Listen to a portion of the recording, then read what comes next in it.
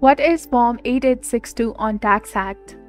Hello everyone, this is Neha from Create, Login and Delete. Today I'm going to talk about Form 8862 on TaxAct. So Form 8862 is basically associated with the Additional Child Tax Credit ACTC. This form is used if the IRS denied your claim for the Additional Child Tax Credit in the previous tax year and you want to reapply for the credit in the later year. Here is a general overview of how Form 8862 works.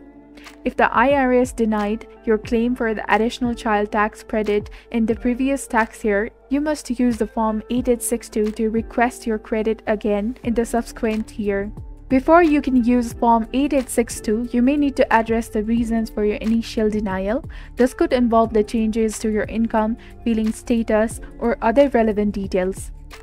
Form 8862 allows you to provide the necessary information to the IRS to reconsider your eligibility for the Additional Child Tax Credit. The IRS uses this form to verify that the issues leading to the denial have been addressed and now you can meet the requirements for claiming Additional Child Tax Credit. It's important to note that the tax laws and forms can change and specific details may vary. For the most accurate and up-to-date information, I recommend checking the official IRS website or contacting TaxAct directly for the guidance on the Form 8862 for the tax year 2024.